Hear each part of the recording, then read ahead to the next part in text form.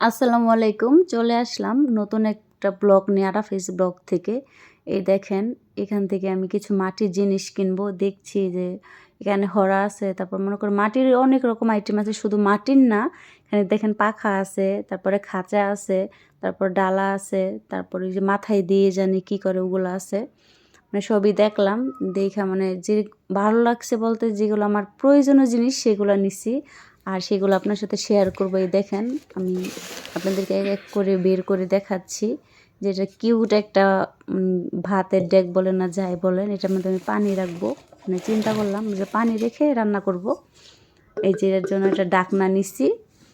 আর আপনারা আমার ব্লগগুলো দেখবেন, আমি সামনে খুব ভালো ইউনিক ইউনিক ব্লগ আসবে চিন্তা করে রাখছি, আপনারা দেখবেন। আর আপনারা বলবেন যে কেমন হয়েছে। এই দেখেন এটা একটা খোলা বা যাই বলেন। এই যে এখানে কয়টা আইটেম দেখেন, 5টা আইটেম, 250 টাকা নিচ্ছে। বলবেন জিতে গেছি নাকি ঠকে গেছি।